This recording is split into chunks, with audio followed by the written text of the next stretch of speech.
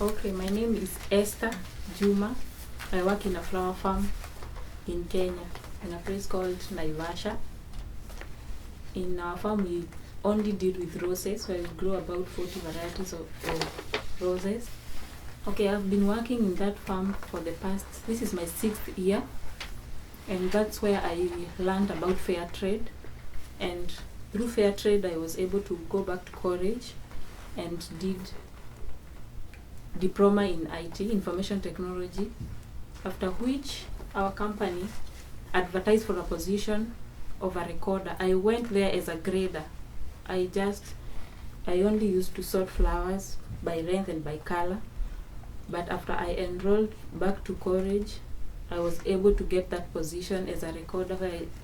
From 2015, I'm now working as a recorder, where I record all the flowers that comes from the field to the pack house. Okay, now after which I got that position, I can now get good salary. At least I can support my family. Being a single mother of 2, I can take them to good school.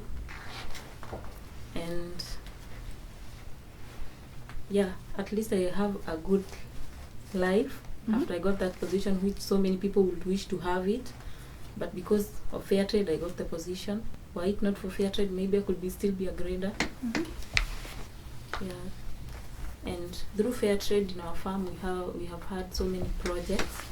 I'll start with the education, and so many people from our farm, like our employees, they can now go back to school and enroll in different courses like hairdressing, catering, driving, after which they can earn some money after maybe stopping to work in our farm. And also through fair trade premiums, we are able to construct classrooms in the nearby public school, where we have a high population of pupils. And because of that, we construct the classrooms to enable them to have good education. Like we don't have to have so many pupils in one class. We provide desk, we construct toilets, classrooms, laboratories, so that at least they can have a good place to study. And also through the fair trade premium, we're able to construct a borehole where we can get enough water for the community, because we don't have enough water. And through that, women they don't have to go far to look for water, and they have enough time to take good care of their family. We are also concerned about the environment, where we correct all the water to ensure that we don't pollute the environment, and we recycle it and we use it again in the farm. The most important for me as a woman, we were able to construct a facility, a health facility in one of our public hospitals, where we constructed a maternity ward for women where they can have their kids. And I can say I benefited from it, because I went there to deliver my second daughter, who is now 4 years, and I'm really happy for fair trade. Thank you. Like she said, my name is Sarah Mwangi from Kenya. I'm the gender manager for Fairtrade Africa. Fairtrade Africa has 3 regions in Africa. We're in West Africa, East Africa, and South Africa. And also we have producers in Middle East and North Africa. Just a few of the producers are there, but most of them are in Africa, East Africa, West Africa, and South Africa. As we're talking about fair trade, we are also thinking gender, because we realize you cannot have fair trade without having a gender lens. So as a system, we also have the gender issues, and we call them the thematic areas, the areas that we do not want to forget as we talk about fair trade. We have climate change, we have gender, we have workers' rights, but I focus on gender mostly, which is my area. Now, the whole system, to be able to think gender And to have a gender lens, we have a gender strategy. And the gender strategy is applicable to the whole system, from Fairtrade International to Fairtrade Africa, Asia, Latin America, and the national Fairtrade organizations. So we are using that framework to work on gender issues across the system. So for the Fairtrade system, we want to focus more on women, and it is intentional because we don't want to discriminate on men, but we are aware that gender is both men and women.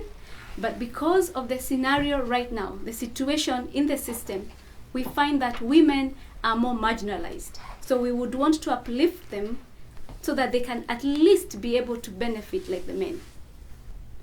So as Fairtrade Africa, our role is to support the producers. So the producers on the ground look up to us to be able to follow the standards that are set by Fairtrade International and are audited by FLOSAT, also part of the Fairtrade system. The reason being, for them to be compliant, they have to pass the audits as per the standard. So our role as Fairtrade Africa is to support them to be compliant. But as we do that, the field staff, who we call the business development advisors. And one of the things that the Fairtrade standard requires is that the producer organization has a gender committee. And the reason we say gender committee is because we don't want it to be a woman committee. We want the men and the women represented in the committee so that their needs or their issues are dealt with at that committee. And the example I'll give is also the Fairtrade certified farms go above and beyond what other farms are doing by recognizing that women have special needs. For example, when a woman has a child, the Kenyan law allows you to go for maternity for 3 months, but you can also take your leave, the 1 month leave. So you can be away for 4 months with your baby. But the best part is, for a whole year, you're allowed to go home for 1 hour, which is paid. So you are allowed to go and breastfeed, again for the health of the baby. Deutschland. Und die Kampagne für saubere Kleidung ist im Prinzip ein Netzwerk, würde ich sagen, von verschiedenen Organisationen aus dem Bereich der Entwicklungspolitik, auch aus Kirchen und Gewerkschaften. Hier in Deutschland sind das über 20 Organisationen, die zusammenarbeiten, schon seit Anfang der 90er Jahre. Also Kampagne klingt so kurzfristig, aber sie sind leider schon lange an dem Thema dran, darauf hinzuweisen, wie Kleidung produziert wird, die wir tragen, was für Menschenrechtsverletzungen dabei eine Rolle spielen und natürlich zu versuchen, diese Bedingungen zu verbessern. Wenn ein Kleidungsstück hergestellt wird, gibt es relativ viele Arbeitsschritte und die werden an verschiedenen Orten auf der Welt durchgeführt. Das heißt, wenn ich ein T-Shirt anhabe, ist das vielleicht so einmal um die ganze Welt gereist, vielleicht auch zweimal. Denn wir können uns vorstellen, als erstes brauche ich einen Rohstoff für das Produkt. Ist zum Beispiel, wenn wir das Beispiel Baumwolle nehmen, das wird irgendwo angebaut, dann wird die Baumwolle weiterverarbeitet, wird gesponnen, wird gewebt, wird gefärbt, vielleicht noch irgendwie besonders behandelt. Dann wird es zugeschnitten, genäht und später dann nach Deutschland in den Laden geschickt. Ortsstationen könnten sein, dass zum Beispiel die Baumwolle in Usbekistan angebaut wird, in Indien gesponnen wird, in China gefärbt und in Bangladesch genäht. Das sind relativ typische Produktionsländer, die vielleicht auch so im Kopf klingeln, wenn man daran denkt, wo unsere Kleidung produziert wird. Genau, und bei dieser Produktion treten sehr viele ökologische und soziale Probleme auf. Ich würde jetzt den Fokus auf die sozialen legen, im Sinne von vor allen Dingen Arbeitsbedingungen und den Verletzungen von Arbeitsrechten, Menschenrechten und speziell auch Frauenrechten. Wenn wir zum Beispiel den Anbau von Baumwolle nehmen, spielen die ökologischen Probleme eine große Rolle. Also Baumwolle ist wahnsinnig wasserintensiv, braucht ganz viel Wasser. Es wird in der Regel genmodifizierte Baumwolle angebaut, die wahnsinnig viele Pestizide braucht. Das die ganze Umwelt drumherum in den Anbaugebieten in Mitleidenschaft gezogen. Den Aralsee gibt es zum Beispiel nicht mehr, weil so viel Baumwolle drumherum angebaut wird und einfach das ganze Wasser für die Bewässerung abgezogen wurde. Und die Böden sind natürlich nachhaltig verseucht und auch für alle Menschen, die drumherum leben, nicht nur die da arbeiten. Aber natürlich sind auch die Menschen, die die Baumwolle anbauen, oft massiv diesen Pestiziden ausgesetzt. Sie haben oft nicht die geeignete Schutzkleidung, oft auch nicht das Wissen dafür. Das heißt, diese ökologischen Probleme haben auch ganz direkte Auswirkungen auf die Gesundheit der Menschen, die die Baumwolle anbauen. Und was auch eine extrem wichtige Rolle spielt beim Baumwollanbau, ist die finanzielle Seite. Das Saatgut zu kaufen und auch die Pestizide ist wahnsinnig kostenintensiv.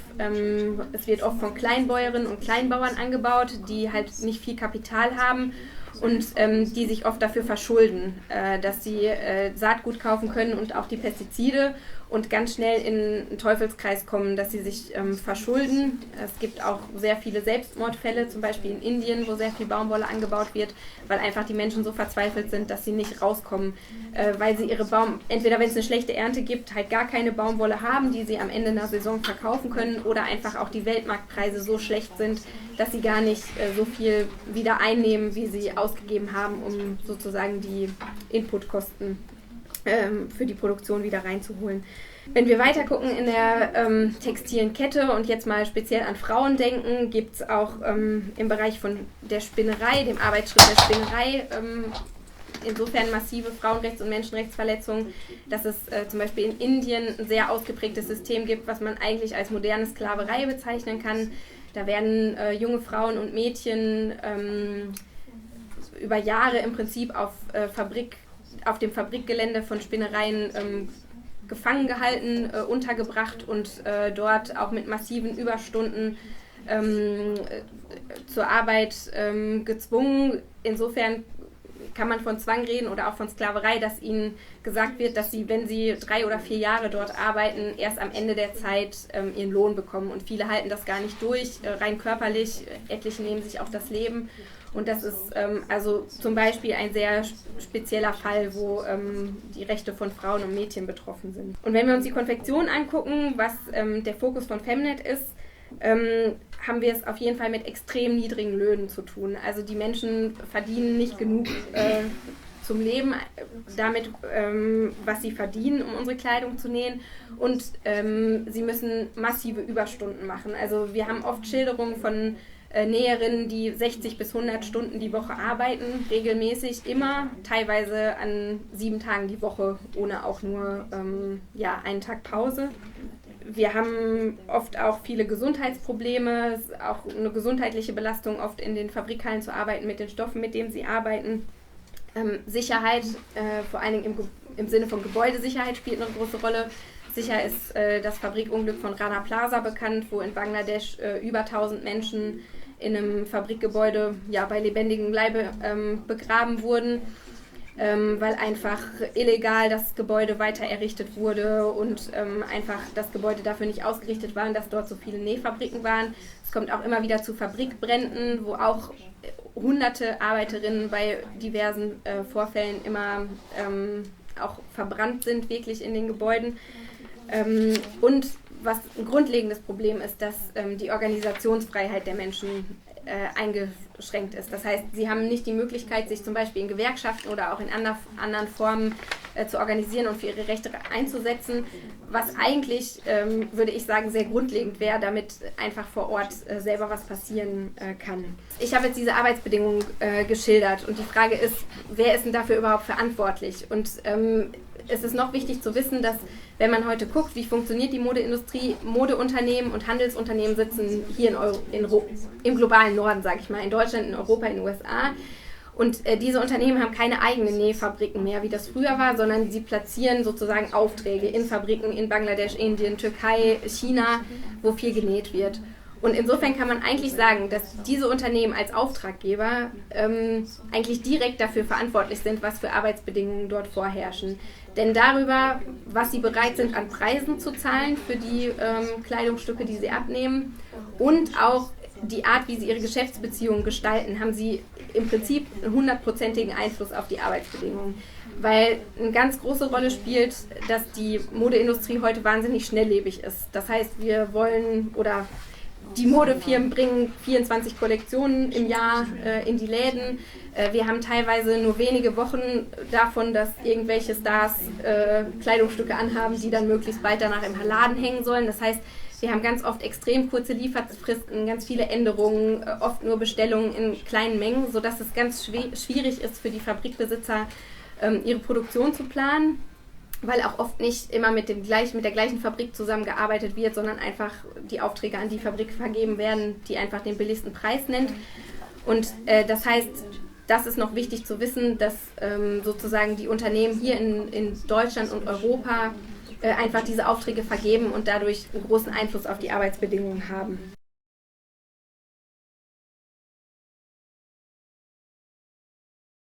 I work for 8 hours a day, and also through the premium, we have a daycare.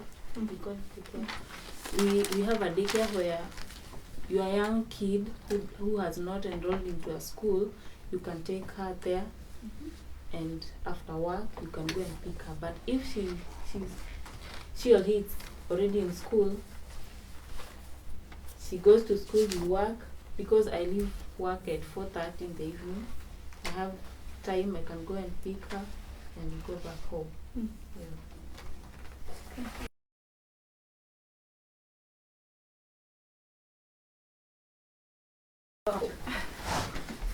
Because the flowers need high temperatures in the greenhouses, it is very high. But when they come into the cold room, you must ensure that they stay in the cold room for the temperatures to go really down, for them to be graded and to be transported and to be in good quality when you get them here.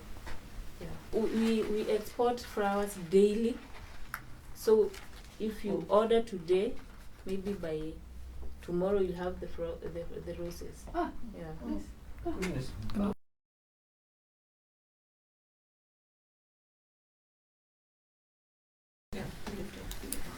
Interesting that roses should not be grown in Kenya, because if I got the question right, we would grow other things, right? Okay. Now, the weather is so conducive for flowers in Kenya. Why? Because it's tropical weather. It's hot. Yes, but no water. The water is available because whatever is used to grow the flowers is actually recycled. I'll give you an example. We're using hydroponics system, okay, where the roses are not planted directly into the soil, because that would be prone to diseases and pests. But with hydroponic system, you are able to control the nutrients you're giving, the water you're giving, and you're able to recycle that water back. So the water management and yeah. And also, if I can give an example, where Esther's farm is in Naivasha, the economy of Naivasha is driven by the flower farms.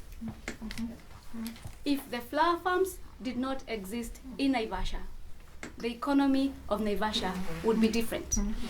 One flower farm hires more than 1,000. For example, hers is 1,000. There's one that has 4,000. When we talk about 4,000 employees, we're talking about the employees working there, their spouses, and a minimum of 4 children. So in that community, that flower farm, we're looking at about 20,000 people. And they're all benefiting from the business of that farm. Also ich glaube, was auf jeden Fall wir sehen, diese Verlagerung an andere Standorte findet statt. Globale oder wirtschaftliche Globalisierung findet statt.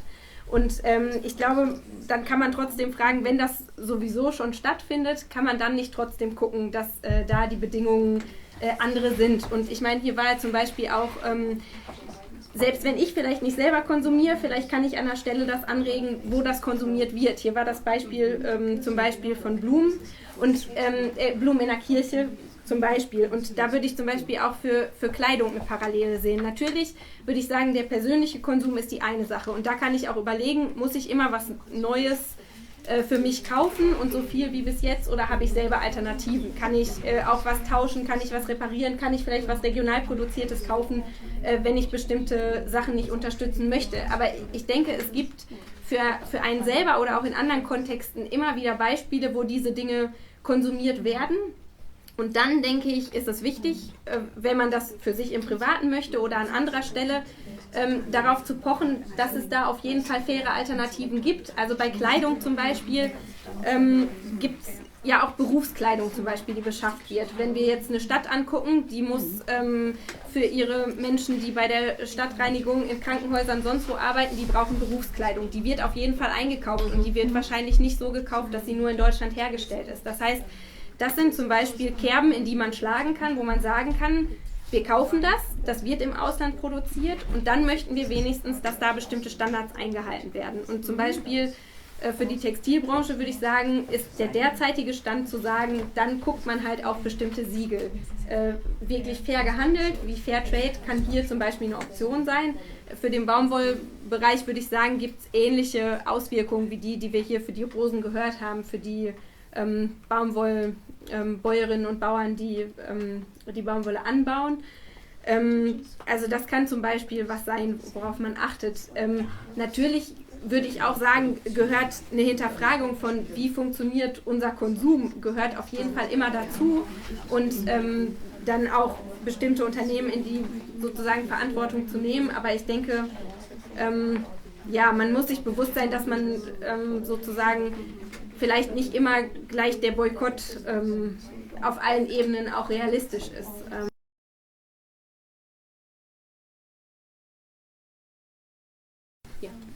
The producer organizations are companies like the one Esther works for, which are private.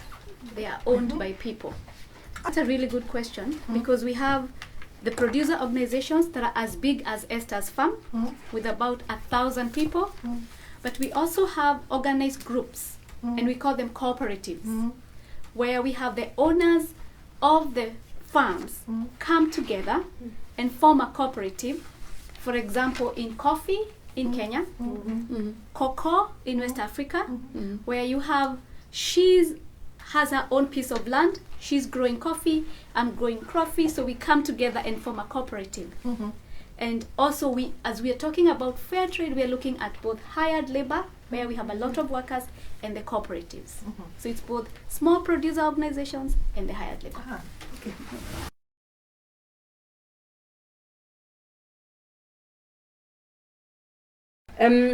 Also aus der Sicht von Femnet würde ich sagen, oder vielleicht noch einen Schritt zurück. Unternehmen, jedes Modeunternehmen heute sagt, wir halten uns an sämtliche Arbeitsrechte, die es so gibt und wir überprüfen das mit eben solchen Audits. An diesen Audits, zumindest in dem Bereich für Textilien, wie wir das kennen, hat Femnet große Kritik, weil die unserer Meinung nach oft nicht wirklich die Situation vor Ort widerspiegeln und vor allen Dingen nicht zwangsläufig zu einer Verbesserung führen, weil das oft nicht funktioniert, dass die Korrekturen, die eingefordert werden, auch wirklich stattfinden. Das heißt, viele Unternehmen schreiben sich auf die Fahne, wir halten Arbeitsstandards ein, wir überprüfen das durch Audits. Und aus der Sicht von Femnet passiert dadurch nicht viel. Dann gibt es, was ich gerade angesprochen habe, etliche Firmen, die darauf setzen, bestimmte Produktsiegel zu nehmen. Das heißt, sie haben einen Teil ihrer Ware oder vielleicht manchmal auch alle, aber in der Regel einen Teil, wo sie sagen, okay, das ist jetzt unter Fairtrade-Bedingungen, die haben so ein Siegel und das ist vielleicht unter GOTS. Das ist aber in der Regel dann, das ist Global Organic Textile Standard, das ist auch, wo es relativ hohe Ansprüche an den Anbau und die Verarbeitung von Baumwolle und im Prinzip das gesamte Produkt gibt. So, da ist unserer Meinung nach aber das Problem, ich kann mir 1% Fairtrade-T-Shirts ins Regal hängen und bei 99% aller anderen T-Shirts interessiert mich das überhaupt nicht. Das heißt, der Ansatz von Femnet ist eigentlich zu sagen, Unternehmen müssen das grundsätzlich bei ihren Geschäftspraktiken auf dem Schirm haben. Das heißt, sie müssen ernsthaft sich dafür interessieren, was passiert in den Fabriken vor Ort, wo ich produziere. Und dazu gehört zum Beispiel, was habe ich für einen Einfluss auf die Arbeitsbedingungen, so wie ich meine Lieferzeiten setze, wie ich meine Bestellungen mache und so weiter. Das heißt, der Anspruch wäre eigentlich wirklich zu sagen, das muss in sämtlichen Geschäftsbereichen von einem Unternehmen wirklich berücksichtigt werden. Beim Einkauf, bei denen, die das Design machen, überall. So, das ist das, was aus Sicht von Femnet wirklich das ist, was weiterhilft und was auch von Unternehmen, die das praktizieren, wirklich sichtbar ist. Und es gibt auch etliche wirklich, ich sag mal, konventionelle Unternehmen, die diese Schritte gegangen sind, nachdem zum Beispiel die Kampagne für saubere Kleidung immer wieder gezeigt hat, hey, da gab es einen Skandal, da ist eine Fabrik eingestürzt, da habt ihr produzieren lassen, dass die Unternehmen irgendwann gemerkt haben, nee, wir wollen jetzt hier mal was. Ich denke, primär haben sie gesagt, wir wollen nicht mehr dieses schlechte Image, aber dafür war der Weg, genau das zu machen. Also wirklich zu gucken, wo lassen wir überhaupt produzieren und so weiter. Das heißt, aus der Sicht von Femnet ist das, was wirklich im Endeffekt was bringen kann. Unternehmen, die das für sich versuchen, sind in Deutschland häufig Mitglied in der Fairen Foundation. Also wenn man als Konsumentin da ein bisschen drauf achten will, ist das oft ein erster Anhaltspunkt. Das ist keine Garantie, aber ein erster Anhaltspunkt, dass da in die Richtung was passiert. Aber was Femnet eigentlich trotzdem für den Bereich will, weil eigentlich diese ganzen freiwilligen Maßnahmen nichts bringen, ist, dass Femnet sagt, wir brauchen gesetzliche Regelungen in dem Bereich. Denn es gibt bei diesen ganzen globalen Wertschöpfungsketten eine wahnsinnige rechtliche Grauzone. Wer ist eigentlich dafür verantwortlich, wie die Arbeitsbedingungen in den Fabriken sind? Und das ist halt einfach nicht geregelt. Und aus der Sicht von Femnet braucht es da gesetzliche Regelungen dafür, dass Unternehmen haftbar sind. Dass Unternehmen, die in einem Rana Plaza produzieren lassen, dafür haftbar sind. Dass da so viele Menschen zu Tode kommen und dass die Bedingungen so sind, wie sie sind. Und das wäre möglich und also es wäre gesetzlich möglich. Es gibt dafür Ideen, es gibt sozusagen auch Schritte in die Richtung. Und das würde auf jeden Fall dazu führen, dass Unternehmen sich in die Richtung engagieren, weil sie ansonsten ein finanziell viel zu hohes Risiko hätten.